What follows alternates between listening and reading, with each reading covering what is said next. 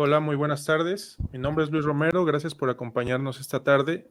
A nombre del Centro Multimedia del Centro Nacional de las Artes y Media Lab MX, les damos la más cordial bienvenida a esta tercera edición de Codex Machina, Prácticas de Código Crítico en el Arte. Este proyecto surgió en el 2021 en colaboración con Media Lab y el Laboratorio de Realidad Virtual y Videojuegos del Centro Multimedia, con el objetivo de analizar el código computacional desde una perspectiva crítica, entendiendo el código como algo que va más allá de instrucciones ejecutadas por la computadora, sino como un producto cultural que refleja valores y se traduce en efectos tangibles en el mundo. En estas últimas ediciones hemos reflexionado sobre la materialidad del código, cómo los algoritmos transforman la realidad y cómo desde el arte se han realizado análisis y una crítica a estas problemáticas. Estamos en la última charla de este ciclo y también los queremos invitar. En la próxima semana tenemos también un taller para cerrar con broche de oro. Y a continuación les presentaré al invitado de esta tarde.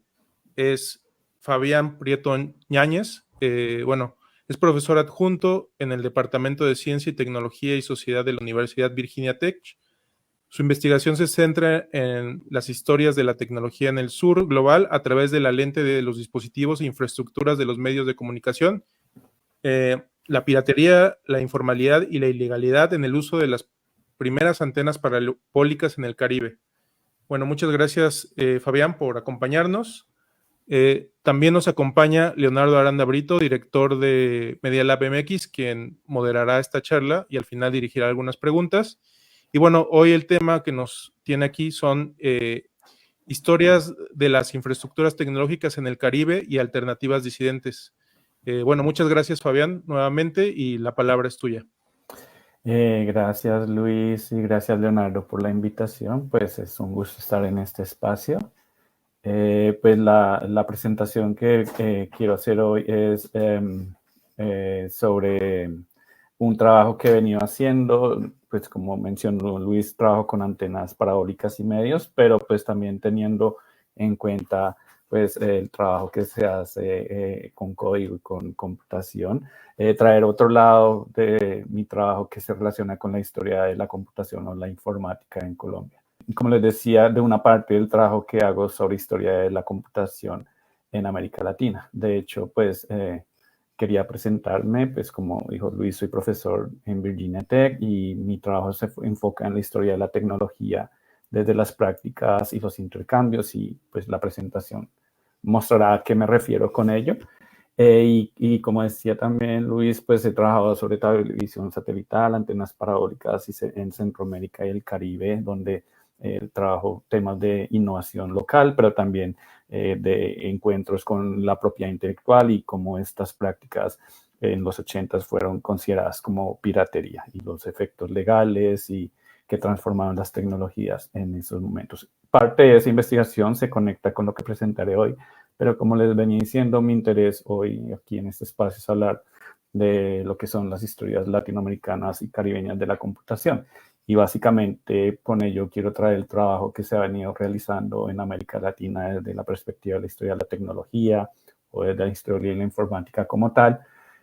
con un libro pues quizás el más conocido, que es el de Medina, llamado Revolucionarios Cibernéticos, que habla del proyecto CiberSyn en la época en que Salvador Allende fue presidente en Chile, pero también otro tipo de trabajo que se ha venido articulando a través del Seminario en Historia e Informática en Latinoamérica y el Caribe, SHIALC, y que ha llevado a 3 publicaciones, una hacia el 2015, que recogía trabajos de diferentes países, titulado Historias de las TIC en América Latina y el Caribe, editado por Telefónica, Ariel, y con Raúl Carnota como el editor, y 2 libros recientemente publicados en Brasil, uno específicamente sobre la informática en Brasil y otro sobre la historia de la informática en América Latina, donde nuevamente se recogen o se hacen estudios comparativos entre Argentina, Brasil y Chile. Y desde ahí pues empieza a crear la pregunta, bueno, cuando hablamos de historia de la computación en América Latina y el Caribe, ¿de qué espacios estamos hablando? Esa pregunta o esa respuesta estuvo un poco presentada por uno de los que quizás más prolíficos autores en este campo, el profesor Iván da Costa Márquez, que es profesor en la Universidad de Río de Janeiro y hizo un número especial en la revista Anales de la Historia de la Computación en 2015, donde proponía, bueno, ¿por qué o qué significaría la historia de la computación en América Latina? Siempre pues puedo hablar computación o informática porque hay un debate en cómo denominar esto en el caso de América Latina. Pero en este artículo lo que básicamente también quiere dar cuenta Iván es, digamos, de las tensiones existentes en la producción de conocimiento, la idea de que América Latina es una sola y de la fragmentación o heterogeneidad que la caracteriza. Y de esa misma manera, no solo que como se ha definido esto como un bloque, pero también como un bloque que participa, que no parece participar en el desarrollo tecnológico de la computación. Entonces, este número trató también de traer varios artículos de México, Colombia, Brasil, Argentina, para tratar de mostrar qué se estaba haciendo. Lo cierto es que más adelante, y esto fue también reciente, como hace 3 años, la revista feminista Feminismo, Teoría y Tecnociencia, Catalyst, propuso un número especial llamado o enfocado en lo que llamaron computación en y desde el sur. Y en esta, digamos, apuesta por mirar diferentes aproximaciones desde el sur, no solamente desde las experiencias, sino también desde las teorías, este número vinculaba ideas provenientes de teorías decoloniales o postcoloniales para reformar o proponer una nueva mirada sobre la computación, particularmente ampliando esta idea de descentrar las historias de la computación o el análisis de la computación de los centros de producción más nombrados como Silicon Valley u otras áreas, particularmente en Estados Unidos y en Europa. Y en esa perspectiva, pues se habla de perspectivas decoloniales, postcoloniales. Existe, o se refirió a una que me parece muy importante para considerar cómo se ha construido la historia de la computación o de la informática en América Latina. Lo que dicen básicamente Anrute y Murillo es que, pues, además de descentrar, es evidente que en la historia se pueden ver diferentes modelos para entender formas diferentes de hacer la computación. Y ellos, el primer grupo al que se refieren es a lo que ellos denominan la computación del desarrollo. Es la idea en los años 60 y 70 de los sistemas nacionales de ciencia y tecnología de América Latina y los procesos de industrialización básicamente apoyados en la idea de sustitución de importaciones que crearon el ambiente para que alrededor de la computación y de otras industrias se declarara algo que fue la soberanía tecnológica. Y este concepto de soberanía tecnológica articulado también a partir de conexiones entre países del sur y también revisiones de lo que significaba el desarrollo y la tecnología, movieron un modelo centrado básicamente en políticas nacionales para el desarrollo de estas industrias. Esta es una mirada que ha tenido unas elaboraciones teóricas muy interesantes. 2 de los clásicos en esta perspectiva son 2 politólogos, Emanuel Adler y Peter Evans, que básicamente hablan de todas las políticas nacionales, de cómo se vincula lo tecnológico con las ideas de Estado, con las ideas de autoritarismo, con las ideas también de ideas de negocios, formas de desarrollar las industrias, siempre también con una perspectiva comparada y desde la ciencia política y dentro del marco de, bueno, cómo estas políticas incidieron y cómo desarrollaron diferentes experiencias. En particular, Peter Evans, por ejemplo, compara lo que sucedió en Brasil con lo que pasaba en Corea, y esta comparación entre experiencias históricas de países en vía de desarrollo ha generado miradas sobre qué es el desarrollo y cómo impactó los diferentes desarrollos regionales, que como digo es una mirada muy cercana a los trabajos en historia de la informática que se han hecho en Argentina y Brasil en particular. En esa misma dirección, y también Iván da Costa Márquez participó, hay una discusión y él la propone de algo de una transición, particularmente en los 80s, cuando en vez de producir mini computadores, que pues son no los computadores de escritorio o microcomputadores que empezó a producir masivamente compañías como Apple o IBM, sino en los minicomputadores. Ese paso entre el minicomputador y el computador lo reflejó en una experiencia brasilera que es ya, yo creo que bien conocida, sobre la ingeniería inversa que se le hizo a un computador Apple II en los 80s. Ese computador, que se conoce coloquialmente como el Mac de la periferia, era entonces un diseño ensamblado en Brasil, pero que tomaba las herramientas de la ingeniería inversa para poder promocionarlo. Y el artículo, sobre todo porque Iván da Costa hizo parte de este proyecto que se llamaba el Proyecto Cobra y la empresa se llamaba Unitron,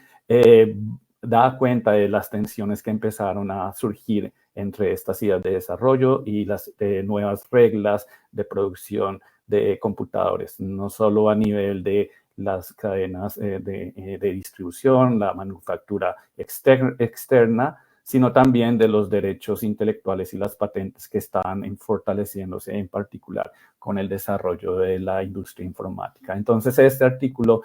si bien está en esta mirada del desarrollo, entra a cuestionar cómo esa transformación de los mapas, de las formas, de los modelos de pensar los negocios y también de los modelos de desarrollo nacional en la década. Tal es así que una de las cosas que entró a cuestionar más explícitamente, particular en los 90, fue toda esta idea de que el desarrollo era algo que debían seguir los países y reconocer que detrás de esto había intereses, digamos, de motivar una agenda particular en la cual se privilegiaba este modelo de dispararse, de seguir los modelos de Estados Unidos, Europa, en todo lo que fue las ideas y el momento del desarrollo. En esa medida, si bien Iván da Costa y estos autores saben que están en el mundo del desarrollo, algo que surge en esa lectura como un poco crítica, es decir, bueno, ¿qué lugar tiene el desarrollo y cómo muchas de las historias, no solo de la computación y de la tecnología, siguen esa pauta de no haber alcanzado lo suficiente, de siempre de no completarse nunca como proyecto, y que eso queda en esos rastros de hacer historias nacionales cuando, como decía, el mapa estaba cambiando en los 80s para descentrar la producción y cambiar también de los modelos de producción nacionales de tecnología. Es ahí donde empieza uno a revisar como, bueno, qué es lo importante del desarrollo, las ideas de soberanía electrónica, soberanía tecnológica, todas estas motivaciones nacionales. Eso es un factor que se puede ver como en esas relaciones coloniales o de centros y periferias, pero también qué estaba pasando internamente, pues porque si igual quería hacer una producción masiva de computadores, pues se necesitaba la mano de obra en estos casos. La pregunta es, bueno, si el lado del desarrollo está diciendo que efectivamente surgieron empresas, si vemos el lado oscuro del desarrollo, como lo dice también Arturo Escobar y otros teóricos pues, de lo de colonial o postcolonial, bueno, ¿cuál es el lado oscuro? Y ese lado oscuro es el que tal vez quiero poner en evidencia hoy, que está relacionado con las prácticas de ensamblaje, de manufactura y con esta relación mucho más directa con los dispositivos que no sean solo a nivel de grandes empresas, sino de otros lugares en donde América Latina ha tenido una participación muy importante. Entonces, lo que quiero hacer en esta parte de la charla es como, bueno, ¿de dónde sale esta idea de este lado oscuro? ¿Es una idea original? ¿Viene teóricamente? ¿O cómo se evidenciaba esto en su momento? Y para ello, bueno, es tener en cuenta que en esa mirada de la historia de la tecnología o de la computación, pues obviamente mucho del interés está centrado en lo que está surgiendo como novedad, particularmente en Estados Unidos, con el desarrollo de la industria del software, con el desarrollo de la industria de microcomputadores, pero nuevamente, que está soportando el desarrollo de estas industrias es algo que usualmente termina por ser invisibilizado. Y como mencioné anteriormente, Iván da Costa también nos está diciendo, bueno, también las condiciones de producción que estaban diseñadas para hacer esto localmente están cambiando, y ahora el tema de la logística, de la coordinación para producir los dispositivos no en Estados Unidos solamente, sino en regiones como Japón, Corea, el sudeste asiático, o incluso América Latina con las maquilas en México. Cómo esto cambia la geografía y no solo se refleja en el computador como tal, sino también en las diferentes cosas que van surgiendo alrededor de estos cambios globales. Esta revisión la hizo en su momento dos teóricos de la comunicación, Armand Matelar, belga, que pues, vino aquí a América Latina y contribuyó mucho a entender ideas de imperialismo cultural y también de la política económica de los medios de comunicación, y Héctor Schmuckler, quien está en este momento en México, y desarrollaron una investigación sobre, bueno, cómo entra América Latina en todos estos cambios de la computación en los años 80. Y ellos se refieren en particular con zonas de excepción a un fenómeno también muy importante en estos años, que fue la expansión de las zonas de libre comercio en el Caribe y en diferentes sectores de América Latina. Está la zona libre de Manaus, la zona libre de Colón en Panamá, Miami, zonas también en otras partes del continente, que según Matelar y Schmuckler empezaron a redefinir esto y crearon un impacto muy grande. Por un lado, pues porque estas zonas son las zonas diseñadas como antropólogas como Aiwa Wong, en el caso del sudeste asiático, han denominado como zonas excepcionales también, como zonas de soberanía graduada, en donde se crean estas zonas para crear excepciones de impuestos, pero también para disminuir las condiciones laborales de los trabajadores, encontrar mano de obra barata en estos sitios. Estas zonas de libre comercio tienen ese factor y crearon ese tipo de nuevas formas de trabajo alrededor de lo tecnológico. Pero del otro lado de las zonas de excepción y de las zonas francas fue la expansión también del consumo de electrónicos, si bien tal vez no tanto en México, porque pues, las fronteras y la circulación tenía como otras formas de llegar, y también con la conexión directa por el Pacífico, sí para todo lo que fue el Caribe, Centroamérica y Suramérica, que es el lugar que tienen las zonas francas en este contexto para distribuir o para hacer más accesibles los electrónicos y todas las digamos, mercancías que empezaron a circular en estos años. Entonces, este otro lado también Matelar dice, bueno, esto está articulado y más importantemente está articulado con redes existentes de contrabando, de circulación, de mercados informales que crecieron y que en realidad pues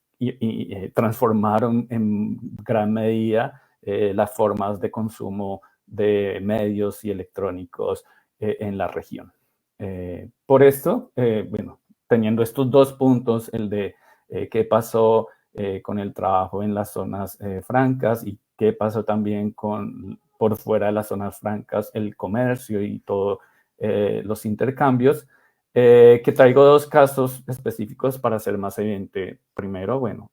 cómo se ven estas dos caras que no están incluidas en las historias de computación, pero también para ver, bueno, cuál es el lugar de las prácticas y estos intercambios en las escalas que estoy proponiendo, que son un poco más cotidianas y más a nivel terrestre, por decirlo así, no tan globales, sino más localizadas. El primer caso es el caso de El Salvador en los años 70 y 80, que en medio del conflicto pues se promovieron como lugar de manufactura. Obviamente, pues mucha de la referencia a esta exportación de la zona franca y de la creación de maquilas tiene su lugar en la frontera de México con los Estados Unidos, pero también hay elementos genealógicos sobre el Caribe que son importantes resaltar, y también de cosas que estaban pasando en términos de raza y género en la región alrededor de la industria electrónica. Por un lado, uno de los elementos que, digamos, fundamenta la creación de maquilas y su expansión no solo en el Caribe, sino a nivel mundial, son los experimentos que había hecho los Estados Unidos después de la Segunda Guerra Mundial para expandir su manufactura, en este caso a Puerto Rico, que en su relación colonial fue utilizado como un lugar para crear fábricas de diferentes industrias, pues industrias que requieren trabajo barato, pero un modelo que en su momento se consideró exitoso porque pues crea mayor promoción, pero pues también crea mayor empleo, pero con el éxito y con esta idea de promocionar espacios donde la exención de los impuestos fuera menor, Puerto Rico entró en una competencia en donde dejó pues como una marca de ya no, es decir, el proyecto Bootstrap básicamente se deslocalizó de Puerto Rico y se extendió a diferentes partes del mundo. Esto, digamos, como menciono, es como una referencia a América Latina como un territorio de experimentación que después va a tener implicaciones, como dije, en la manufactura de productos electrónicos. El otro, digamos, lugar que tiene que ver con la mano de obra y experiencias previas a lo que sucedió en El Salvador tiene que ver con entonces esa feminización del trabajo manual, particularmente con mujeres indígenas. En el caso de Estados Unidos, como señala Lisa Nakamura, en el origen de la industria de los semiconductores en Silicon Valley existió este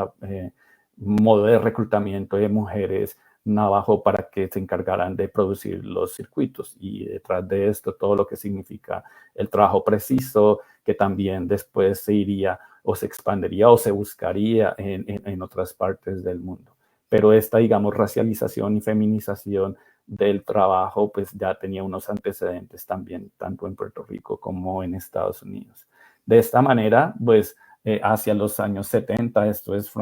de la revista, el reporte, la NACLA, que pues es una revista de los años 70 que se ha encargado como de mirar las cuestiones políticas, traen esta, digamos, revisión en 1977 de cómo este mercado está haciendo que el trabajo se estuviera repartiendo por todo el mundo. Y básicamente describiendo este nuevo entorno en donde los diseños están desarrollados en sitios como Silicon Valley o las universidades en Estados Unidos, o las empresas, pero todo el trabajo lo hacen mujeres latinas, negras en California, o mujeres en Indonesia, Singapur y Brasil, que son quienes están, digamos, dándole la materialidad o dándole la forma a esas tecnologías, que es la referencia que hace aquí NACLA. Y como venía diciendo, pues uno de los casos específicos que pues, me parece importante hoy traer a colación es el caso de El Salvador, también un poco haciendo referencias históricas a cómo es posible proponer un país como un paraíso para el desarrollo de lo tecnológico o de estas ideas de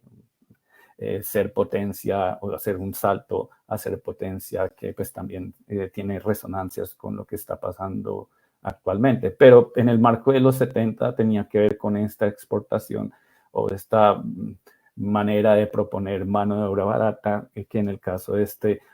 esta publicidad que salió en Forbes en esos años, en los 70, 78, en medio de todo el conflicto y de la guerra civil en El Salvador, promocionando a El Salvador como un lugar donde había manos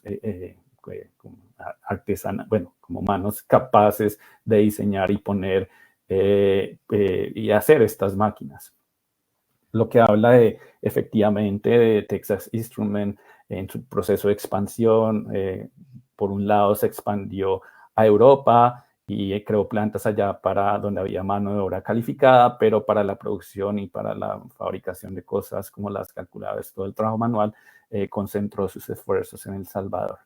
Una parte de esta historia es efectivamente que la idea detrás de estos procesos, también en el marco de una nueva visión del desarrollo, era crear estos enclaves para que se generaran procesos de conocimiento local y que la gente aprendiera las técnicas para reproducirla en otros espacios. Algo de eso funcionó y pasó con el desarrollo de un chip o también con el desarrollo de una calculadora para niños que está en todo el imaginario de lo que era la tecnología a principios de los 80,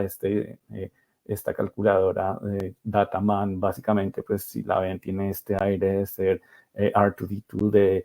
la Guerra de las Galaxias. Entonces, digamos que si uno busca esas historias de innovación en el marco de lo que hizo Texas Instruments, hay relatos que lo describen y me parece pues importante. Pero por otro lado, como les decía, esto no está ausente de las disputas sociopolíticas de América Latina en los años 80 y 70. Gran parte, o sea, la historia detrás también de Texas Instruments es que decidió, o sea, cerró sus plantas en medio del conflicto. Hubo como encuentros con los grupos guerrilleros de la época. Hay diferentes versiones que dicen que fue por esa razón que Texas Instruments se fuera, y es un debate que pues creo que históricamente es importante revisar, pero también visto en esta transformación global de competencias entre compañías, viéndolo desde la escala, Texas Instruments también está quedándose atrás en el desarrollo de sus productos comparado con la competencia que tenía de otras compañías. El caso es que estamos hablando de la manufactura, de la producción de electrónicos de este lado que surgió en medio de la creación de las zonas francas, y aquí esta historia de la computación se entreteje con los conflictos sociales de América Latina y el Caribe, en particular porque estas, en comparación con algunos de los casos, incluso en México o en Asia, varios de estos experimentos de poner maquilas en El Salvador o en Trinidad y Tobago fueron rechazados por sindicatos de trabajadores, en el caso de Trinidad y Tobago, o en este caso en confrontación con las guerrillas y en medio de la guerra civil. El otro caso, y pues va más a lo que mostré de esta idea de consumo, es algo que también trabajé, y pues es otro proyecto que ya creo que se ha cerrado un poco, pero es la idea o algo que se llamó el computador colombiano, que no es diferente del computador de Brasil, y como les mostraré tiene otra lógica, pero hace parte de esas transformaciones y de las posibilidades de crear tecnologías, o pues, sí, de las formas de creación o producción de tecnológica en América Latina en los 80s. La historia del computador colombiano empezó por una investigación que hice del Departamento de Ingeniería y Sistemas de la Universidad de los Andes, una universidad privada, muy en contacto con universidades en los Estados Unidos, privada, que desarrolló el primer programa de sistemas de computación en los años 60, 70. A partir de esa historia, pues tracé como diferentes etapas, va incluso hasta modelos más contemporáneos de startups y de cómo se está enseñando en una época en los 80s programación lógica. Después se habla más de oportunidades de negocios y más recientemente se habla de startups, pero siempre como liderando un poco como que lo que es la definición de la computación en Colombia, de cierta manera. El punto es que la proyección de ese programa en, digamos, en la sociedad se dio también a través de una sección en el periódico Nacional El Tiempo, donde recurrentemente se invitaban a profesores de la universidad a hablar del futuro, a revisar la legislación, y como tal fue una fuente muy importante para mí para desarrollar esta historia de esta universidad también en conexión con los debates que están sucediendo en el país. Sin embargo, pues la página de computadores tenía muchas más cosas, y en realidad yo me empecé a hacer más preguntas, no sobre cómo esta historia de los grandes hitos y de cómo Colombia puede conectarse con la sociedad del conocimiento, sino más bien mirar los márgenes y mirar varios de los anuncios clasificados que estaban alrededor un poco de lo que era este conocimiento de punta, y es hacer evidente como lugares donde se empieza a enseñar la programación. Aquí no se ve muy claro, pero se muestran como empresas dedicadas a desarrollar muebles y accesorios para poder mantener o para poder cuidar forros, para asegurar que no les entre polvo, toda una serie de industrias que localmente surgieron también desde las experticias existentes en el manejo de la madera, o oportunidades de negocios que surgieron con esta economía que pues básicamente no han sido tampoco tan referidas, y que hablan también de trabajo y de una computación ampliada a otros ámbitos y sectores de producción nacional. Y también era un espacio para la promoción de otros objetos necesarios para que estos computadores funcionaran, por ejemplo, los reguladores de voltaje. Esto porque las infraestructuras eléctricas, que pues, no solo en América Latina, sino pues, en otras partes del mundo, particularmente en esta época, pues tienen picos de voltaje muy altos que obviamente dañaban estos sistemas costosos. Hubo una posibilidad de crear un pequeño sector eléctrico en Colombia que desarrollara esos reguladores de voltaje y creara como una versión local de esta red de soporte para que estos computadores funcionaran. El caso es que una de estas empresas que hacía reguladores de voltaje en algún momento empezó a escribir en esta página de computadores diciendo que ellos eran capaces de construir el computador colombiano, que le llamaron el Discop 1, y visto ya en esta perspectiva, si uno lo lee entre líneas, básicamente lo que estaban proponiendo era hacer un clon de un computador. Es decir, tomar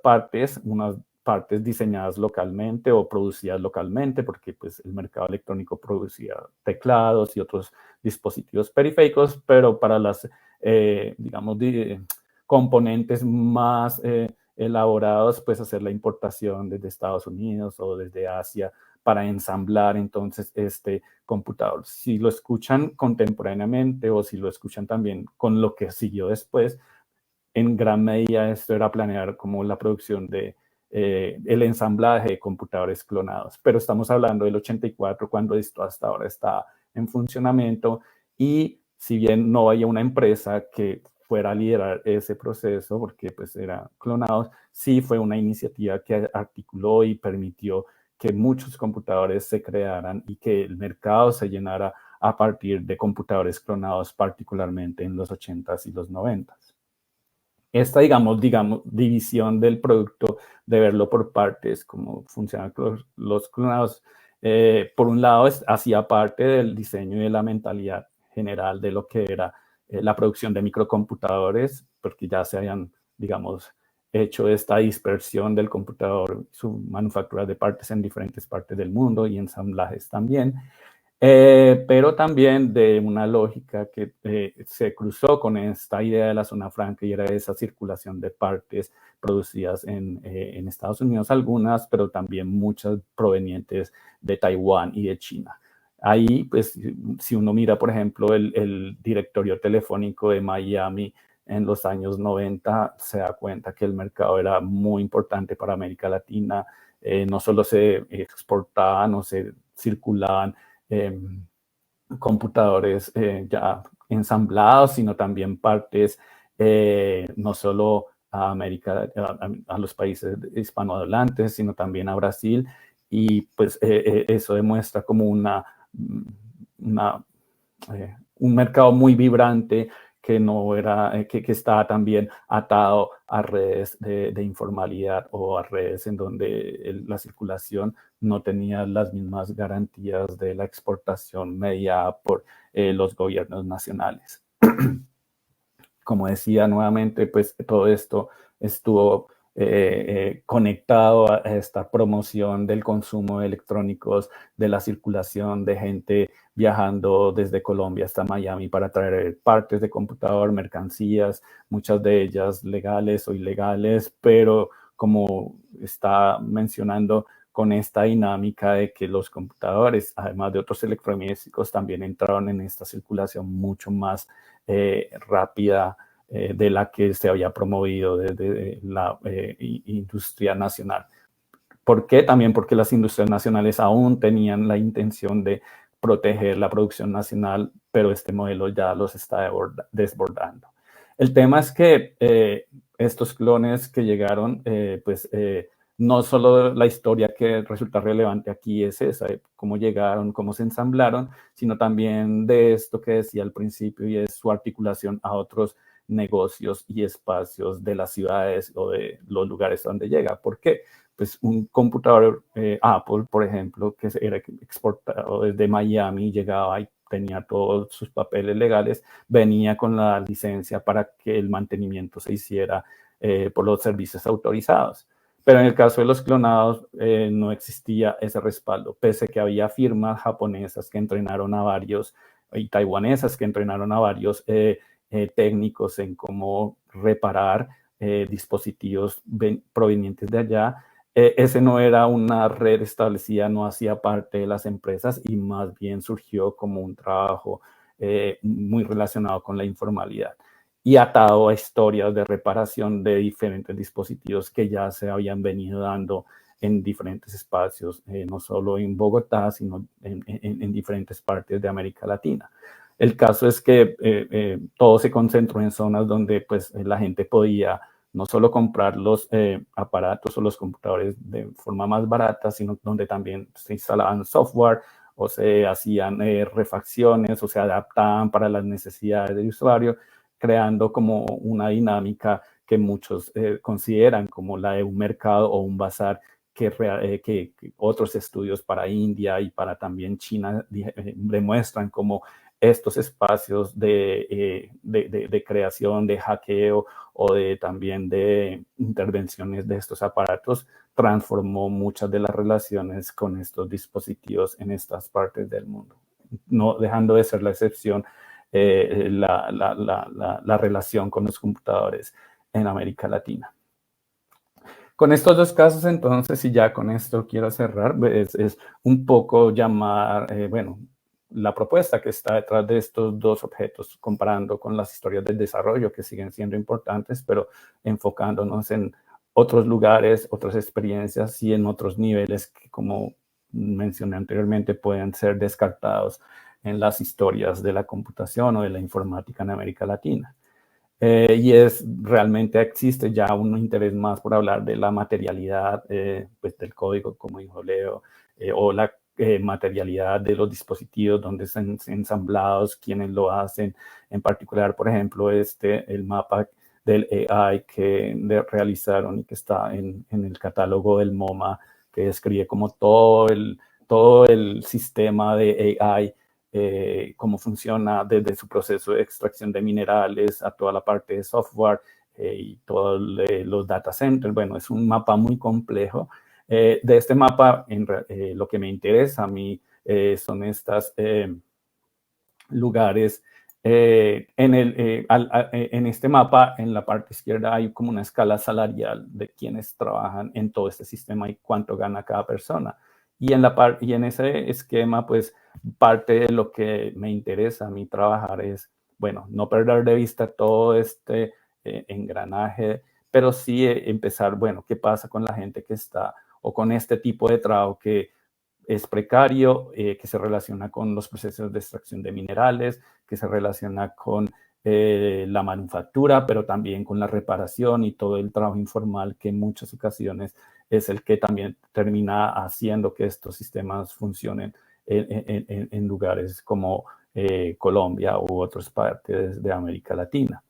Y ese énfasis es básicamente una mirada sobre una larga evolución de la historia de la tecnología o de las técnicas como una historia del trabajo. Y traigo esta imagen de lo que es la minería en América Latina, porque así como el territorio es uno de los grandes elementos para pensar las historias de larga duración de América Latina, el trabajo y la explotación laboral, como decía Aníbal Quijano, pues sigue siendo un factor articulado a la raza. Y bueno, después de las oraciones que hablan de la articulación al género, de bueno, ¿qué está detrás de escribir las historias de América cuando nos centramos en la categoría del trabajo? Y la historia de la tecnología como tal tiene esa cualidad. El caso es que, como decía el historiador brasileño Rui Gama, hubo un cambio. Hoy la idea de trabajar con la tecnología desplazó todo el concepto de pensar las tecnologías como técnicas y ese giro o ese cambio ha implicado también dejar de lado muchas otras actividades relacionadas alrededor de lo que primó como tecnología y que se consigue como lo que debe ser estudiado como tecnología. Otro lado también tiene que ver desde la perspectiva del trabajo con el lugar, como mencioné antes, con el proyecto Bootstrap, de la movilización de compañías desde particularmente Estados Unidos, Europa, en la creación de multinacionales o en la creación de estas zonas de comercio y entender cómo también pues visto desde el trabajo, pues hay una relación de esta dimensión global del trabajo que para los 80 también va a estar impulsada por los cambios en las cadenas de producción y la movilización de gente de diferentes partes del mundo para desarrollar la industria, la informática, pues gente que viene a los Estados Unidos, de diferentes partes del mundo para la industria de software, pero también esta movilización del trabajo manual a estas zonas donde estas personas no pueden inmigrar, es decir, como todas estas sectorizaciones del trabajo que promovió también la industria de la informática. Y de todas maneras, pues en esta mirada, como mencioné, Rui Gama o como mencioné, Armand Matelar, lo importante también es como, bueno, de dónde salen estas ideas para observar estas zonas críticas del desarrollo, no solo con el trabajo que hizo Arturo Escobar, sino también con tradiciones académicas en América Latina que han visto desde la comunicación, desde los estudios de medios, desde la historia de la tecnología, en el caso de Rui Gama, la sociología del trabajo latinoamericana y sus trabajos sobre las maquilas y la automatización en los 80s, o incluso los trabajos de la Comisión Económica de América Latina, la CEPAL, que también en sus estudios hablan de cómo esas experiencias de tecnología no solo son entre centros y periferias, sino que también se dan localmente en las relaciones en las fábricas o en los espacios de reparación. De esta manera, pues, la idea detrás de esta historia material centrada en el trabajo es, en América Latina hemos sido conscientes de esto como una categoría también para describir desigualdades, y es una oportunidad de volver el trabajo como una categoría para analizar la tecnología. Y para concluir es realmente también pensar dos cosas. Una, redefinir como los mapas que hemos trazado para entender la circulación de tecnologías. Esta idea está inspirada en este trabajo que redefinió un mapa de la historia del arte y su revisión en términos de colonialismo. Creó nuevas líneas en donde efectivamente estas cosas son simultáneas, y como básicamente decía el crítico literario Edward Said, es mirar el contrapunteo de estas narrativas en donde todo es como evolución y progreso y éxito tecnológico, para ampliar esos mapas en el caso de las cadenas de distribución también, por ejemplo, al lugar que tienen el reciclaje o el e-waste o todas estas circulaciones también de productos desechados, que en donde el sur global está teniendo también una parte muy importante, no solo por ser receptores, sino porque a partir de eso también se han creado nuevas dinámicas alrededor de la tecnología. Y en esa medida, esa revisión implica también hacer como lo que proponen de mirar diferentes genealogías de las prácticas de hacer o del hacking o del making, que muchas veces, y hay pues corrientes que su inspiración es mirar lo que sucedió en Silicon Valley en el homebrew, en el experimento que tuvieron Steve Jobs y el otro, ahorita no me, Wozniak, tener ese, digamos, esa es una genealogía de lo que es hacer con las tecnologías. Qué tipo de genealogía surge cuando miramos el trabajo de mujeres en diferentes partes del mundo que, como decía el artículo de NACLA, son las que materializan esas tecnologías, y también estas otras formas de hacer integradas en el tejido urbano de las ciudades latinoamericanas, donde estos trabajos existen, primero porque las tecnologías han llegado de formas diferentes, y segundo porque hay valores sobre estas tecnologías históricamente asociados a consumo, a escasez de recursos, a valores también estéticos, que hacen que las genealogías de los making o de las formas de hacer con la tecnología puedan tener una mirada más variada y yo creo más inclusiva entre saberes también que, si bien no están tan establecidos o organizados, circulan y tienen efectos en cómo nos relacionamos con estas tecnologías, en particular con lo digital. Bueno, con eso quiero terminar y agradecer nuevamente a Leo y a Luis por la invitación. Listo. Fabián, pues muchas gracias por tu presentación. Tenemos unos 10 minutitos para algunas preguntas, un poquito como de diálogo. Y quería retomar algunas de las cosas que mencionaste durante tu charla, ¿no? Sobre todo para pensar un poco prospectivamente en términos justo de lo que esta historia un poco que nos relatas, ¿no? Nos puede decir también sobre el, digamos, como el presente de este tipo de tecnologías, ¿no? Me parece sumamente interesante, por un lado, esta relación que planteas entre el desarrollo tecnológico y la urbe, ¿no? O sea, este tejido urbano y como digamos, como de cierto tipo de experiencias surgen relaciones en las cuales la posible reparabilidad genera una cierta forma de economía alrededor, bueno, economía y práctica de trabajo alrededor de este tipo de computadores. Y también me parece sumamente interesante cómo esta parte donde, digamos, como nos relatas también la historia material de estas tecnologías y cómo esto también nos habla de cierto tipo de trabajo, cierto tipo de prácticas que se dan de forma muy, digamos, como característica en América Latina, ¿no? Ahora, yo lo que quisiera un poquito como reflexionar contigo es justo pensando en cómo digamos, como esta reparabilidad, esta materialidad hasta cierto punto más transparente y esta visibilidad que tenían estas primeras tecnologías computacionales, permitieron justamente el surgimiento de estas otras computadoras, ya sea piratas o estas economías de reparación. ¿Qué sucede en este momento en el cual justo por un lado hay una cierta criminalización de la reparación por un lado, pero por otro lado la reparación en sí misma cuando es posible se vuelve infinitamente más difícil por un lado por el tipo de, ¿cómo decirlo?, como de infraestructuras necesarias para construir cierto tipo de computadoras y por otro lado cuando también el diseño mismo de estas computadoras está hecho a cada vez más cajanegrizar, ¿no?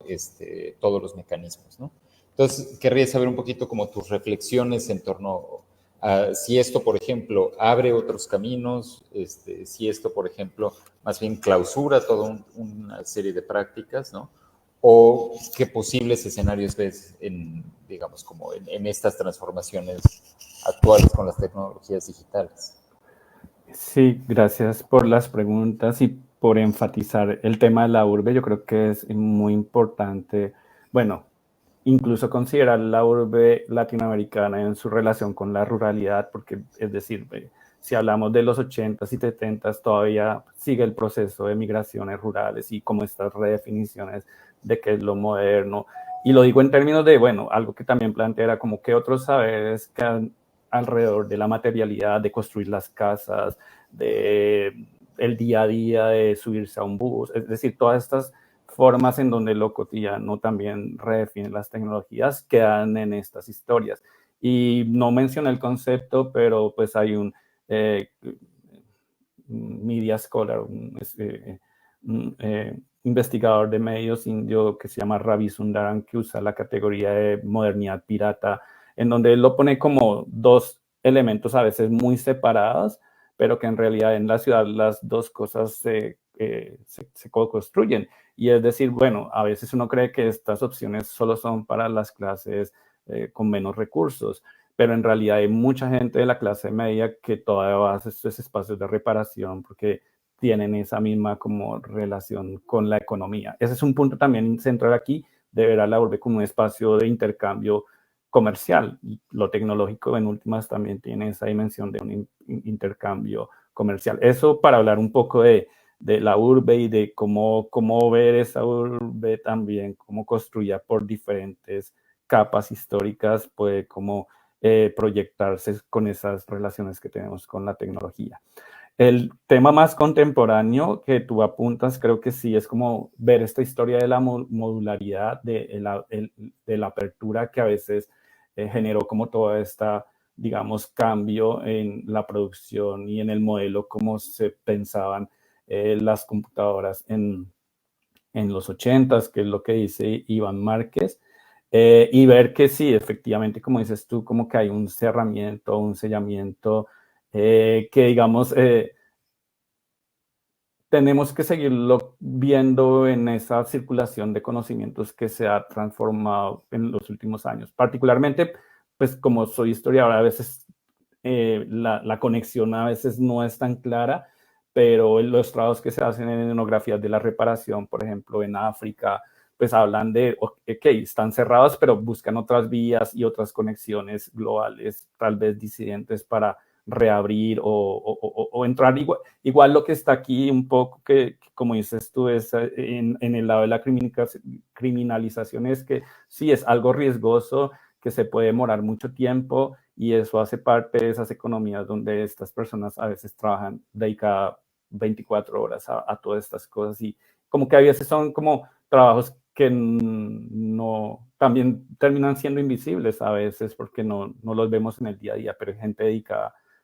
100% a abrir esos dispositivos, a reparar. Bueno, en el caso de los celulares, que es más contemporáneo, como muchos teniendo como fuentes videos de YouTube o cosas. Entonces, yo creo que la prolongación que yo he visto es a nivel de este intercambio de conocimiento alrededor de cosas que cada vez se van encerrando y se van encerrando más, y es también como da un lado un poco más sensorial, pues como formas de también de relacionarse con la tecnología que no pasan por todo lo que es el conocimiento de la ingeniería. Y ese es un punto también interesante, cómo debe comparar esas formas de crear conocimiento sobre el tecnológico, en donde ciertas capacidades técnicas no llegan al nivel de entender toda la matemática, sino de escuchar las máquinas, de estas experiencias sensoriales que también uno observa en estos talleres. En esa medida, yo creo que hay que seguir con esta idea, pues la idea que siempre me ha inspirado mucho en estudios culturales es la idea de lo residual y estas prácticas que, digamos, se expresan cuando se necesitan, y creo que en muchas ocasiones ha sido como estas culturas de trabajar con pocos recursos, de crear con cosas disponibles, con otras formas de leer los manuales de reparación, porque se leen con una visión un poco más grande. No sé, son como varias prácticas que se mantienen, van cambiando, y que el mercado se da cuenta también que pues un elemento, como dices tú, que no solo ocurre con los computadores, sino con los tractores, por ejemplo, y con muchos de los dispositivos futuros, va a ser ese sellamiento, que también hay formas como de, es decir, es seguir investigando como esos procesos donde la gente se dedica también a veces a decir, yo quiero hackear esto. Es un trabajo precario, pero pues le dedico toda mi vida. Entonces, digamos que un poco lo que también hace esto es mostrar como alternativas o formas de hackear, que como te digo, lo que aquí me parece muy importante es esa distinción con la criminalización que tú dices. Cuando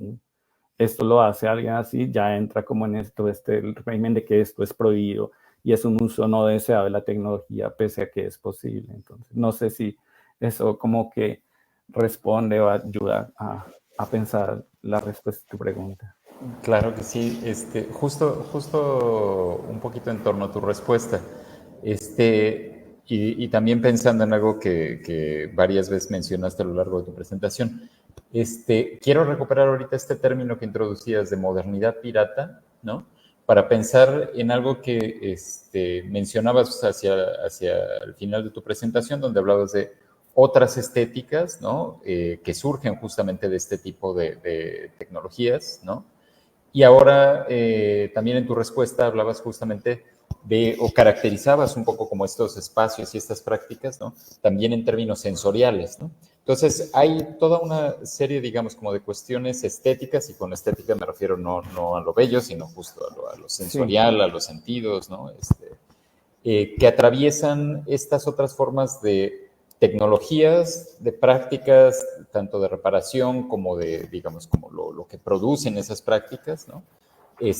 Así como los espacios, tecnología, que me parece interesante justamente como un contraste de ese imaginario con el cual normalmente relacionamos el desarrollo tecnológico. Sobre todo pensando, por un lado, en sus productos, ¿no? O sea, la tecnología como esta cosa, en inglés dirían como seamless, ¿no? Como limpio,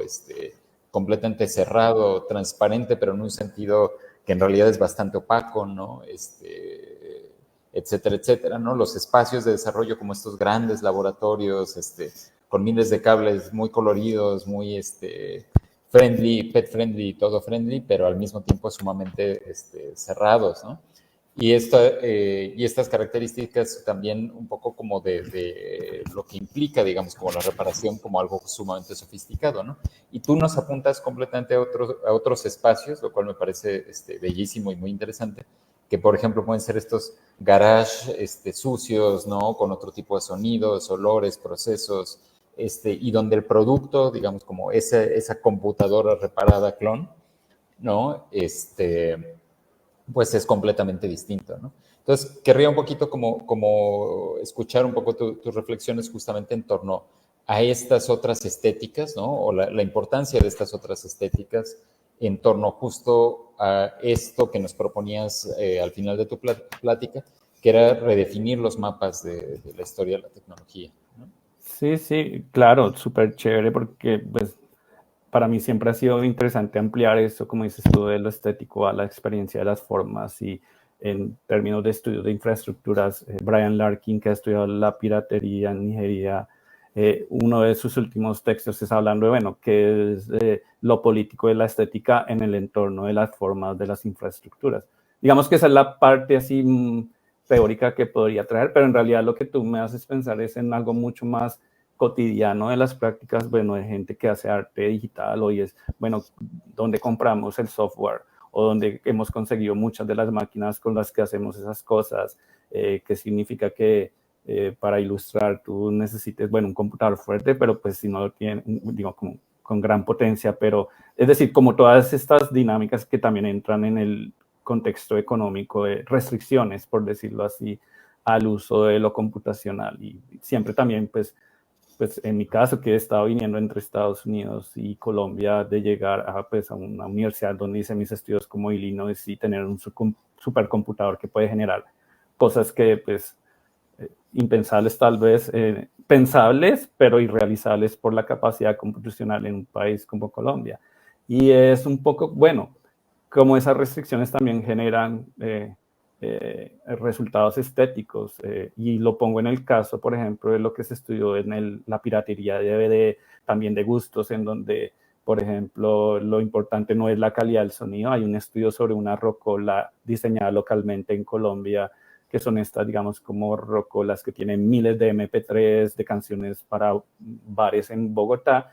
y la calidad estética no es la calidad del sonido, sino que suene muy duro.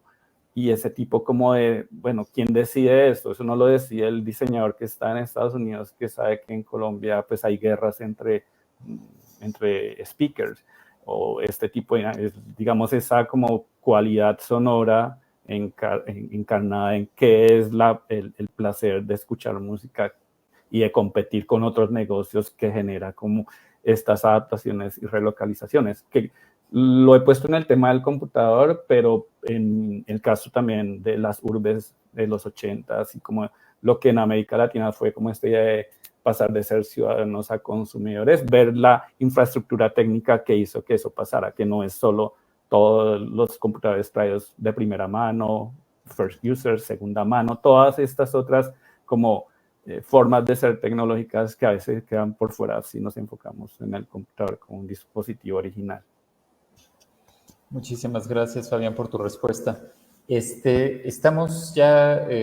sobre el tiempo, entonces obviamente quisiera seguir mucho este diálogo y espero que tengamos la oportunidad de seguirlo en otras instancias, ¿no? Y encontrarnos de nuevo en otros espacios. Claro sí. Pero por lo mientras, pues nada más agradecerte mucho y agradecer también al Centro Multimedia, ¿no? Por la oportunidad de estas pláticas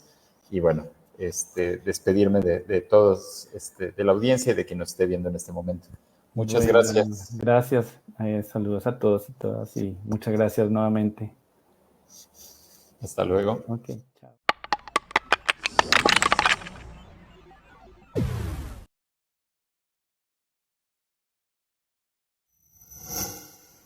Gobierno de México.